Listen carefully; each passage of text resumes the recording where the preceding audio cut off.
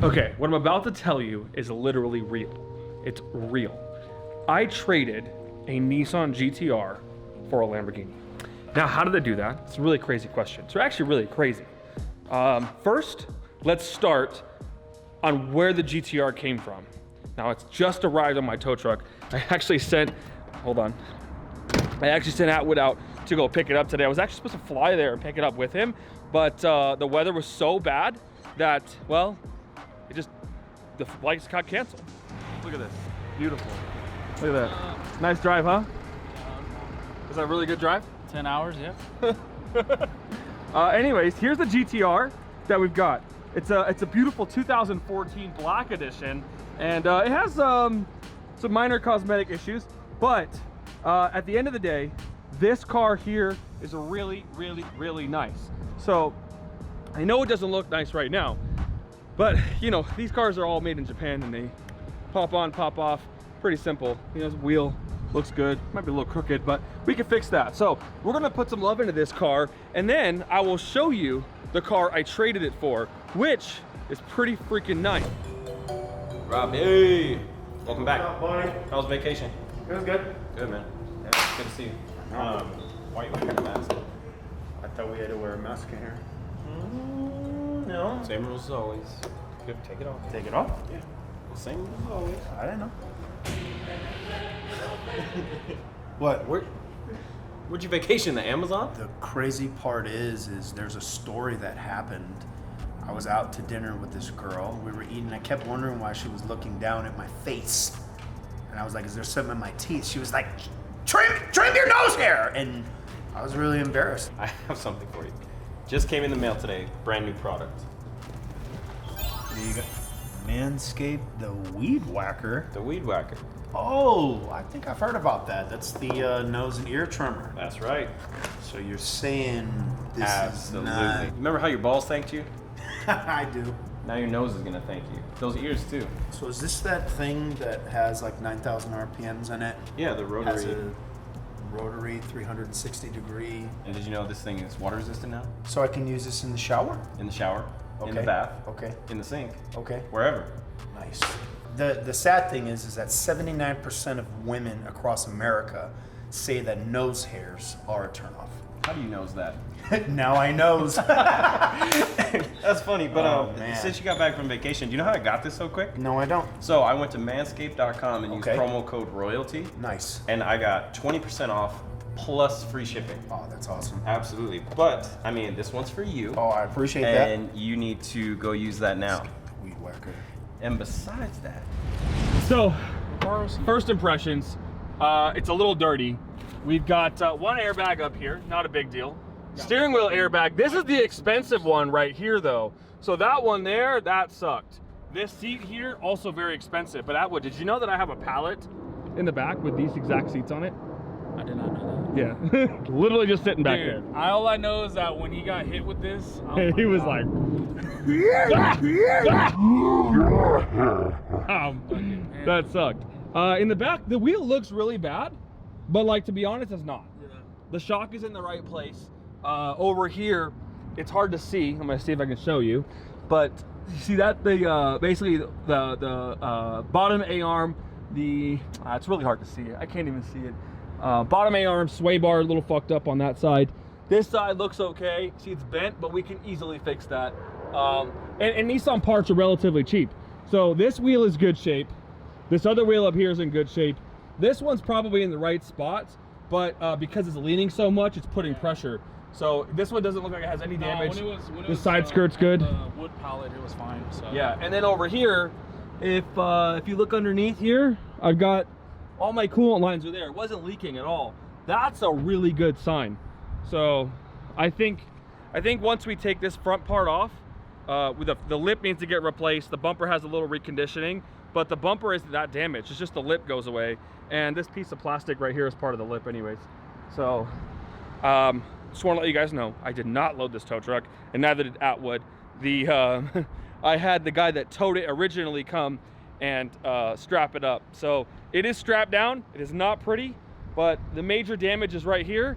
Looks like it hit a curb, and his wheel exploded. I wish I would have known we were vlogging this, because the guy that put this was on here was the funniest dude ever. Really? Daytona Towing, that dude's hilarious. So anyways, you can see in here, if you look, we have no damage to any of the frame structures. Both mounts, you can't see that one, but they're both there in good condition. The top mount is actually okay. It's the bottom. So it hit the bottom and it ripped off the bottom A-arm, which is right there. It's super simple. No leaks in the motor mount. This just hit a curb really hard.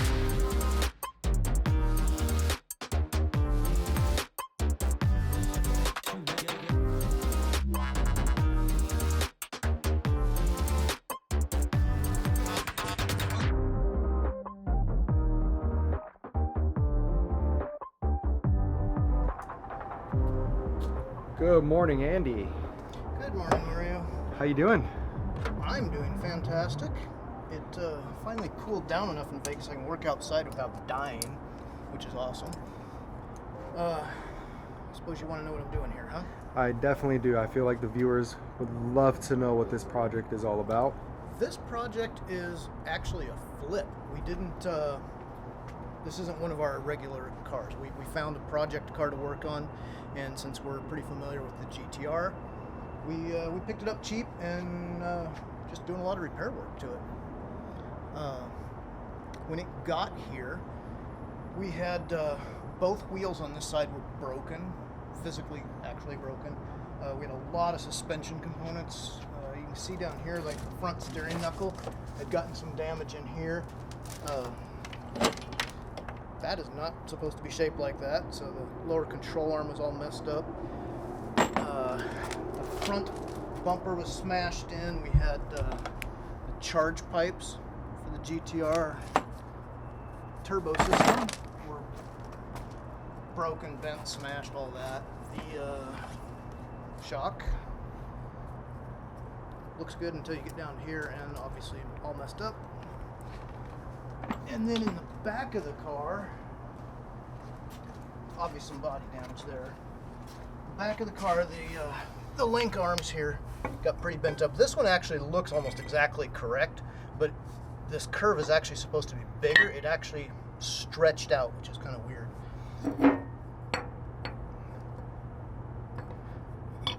So we spent probably about 2 hours maybe just tearing things down to find out how much damage there was. Once we determined all the parts that we needed, Houston did his thing, and he loves to shop for parts on the internet, so he's got dozens and dozens of contacts throughout the industry, salvage yards and parts suppliers and whatnot. And so he ordered a lot of stuff. We started here, replaced this entire section here, which is a carbon fiber composite piece that holds up the whole radiator system, the intercoolers, the fans, just basically everything on the front is bolted to this. So we replaced this guy. I don't have it here. It is. This piece is going to go on here as well, like this.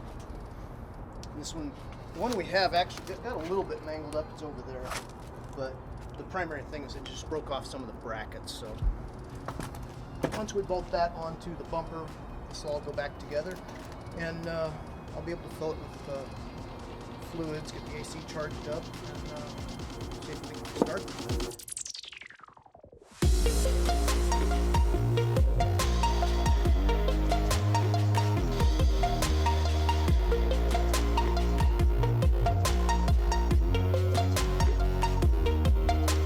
You guys have seen the crashed GTR that we fixed. It was pretty cool.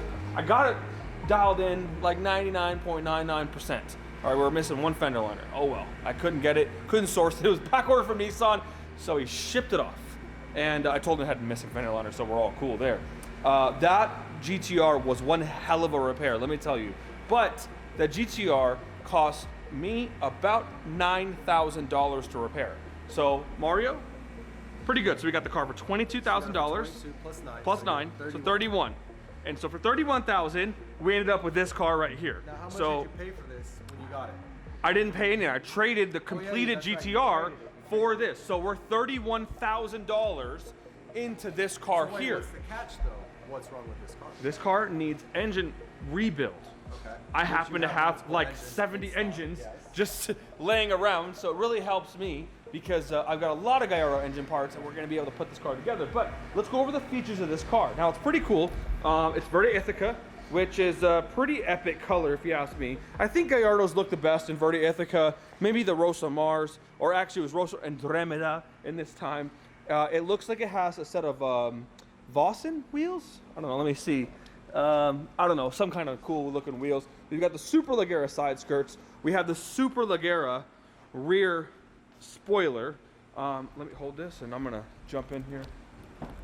Inside, green stitch. Now excuse the mess, I haven't cleaned it yet. Behind the seats, we've got a couple of JL subwoofers, some nice speakers. It's got some upgraded speakers in the doors as well. We've got a Pioneer in-dash, which for this time, those are the cool features you want in a car, right? I mean, now we don't put in-dashes in our new cars because, well, you don't need them because everything's a screen, right? So it kind of sucks for Pioneer if you ask me. Let's be honest though, this is the last great V10 ever made. Absolutely. This sound system requires me to put my hand all the way down here to open this hatch. I turned the car on, it sounded really loud. Really loud. The speakers. The speakers, yeah. Not, I was gonna say, I don't think the engine turns on. No, not the engine. Unless I knew some like witchcraft or something. Yeah. Back here, we have a straight pipe exhaust. So it's got a cat delete and a straight exhaust. We've got some upgraded intakes. Pretty nice looking stuff. Now, the engine needs a rebuild. So it technically has everything good on the top, the bottom. It needs some bearings, it needs a couple little things. If I did not have those parts laying around, this would cost us about $25,000 to send it to a shop, have them replace what's broken in the bottom, rebuild everything, and that's a little on the high side, but that's like, you know, sending it to a really good shop that knows what they're doing. So let's just consider 25,000 plus 31,000. We're gonna be in the car 56,000. Now I'm in the car at 31,000 because I have an engine sitting over there. I'm just gonna put it in. But normal case, $56,000. This car is worth in the upper 90s, if not over 100. And I have considered throwing the idea around swapping it to a 6-speed because I do have 3 sets of 6-speed Which swap would only parts. Raise the price, what, like 20, 30 grand now? See, the problem is right now, E-gears are solid. E-gears were selling in the low 70s at one point, and 6-speeds were like 100, 110, 120. There was a $40,000 gap between them. That's really not the case in the current market. The current market, this is in the high. I mean, I'm probably gonna put this car up at $99,000 when I get it all ready to go. This, as a 6-speed, would be like $115,000. Yeah. The cost of the 6-speed swap parts are greater than $15,000. So I don't know if that's gonna be in the cards.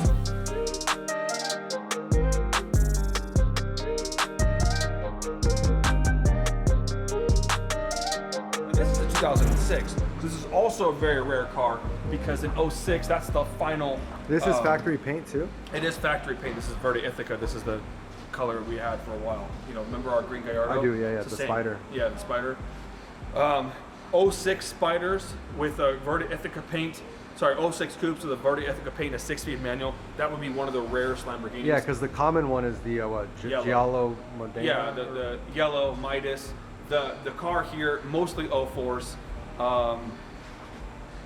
Sorry, there's a dumbass back there. We're rambling. The car's cool. I'm gonna get ready to pick this one up. Sorry, put this one back on the lift. We'll get the engine in. Probably in the next 2 weeks, I'll get this one done. We've got a couple little things going on right now with some special Bugatti projects. So once we finish up those, we'll get this one online and we'll do a final test drive. And I'll show you guys how amazing this car is, because if anybody wants to buy an entry-level supercar, this is the car to get. This is the car you can't beat.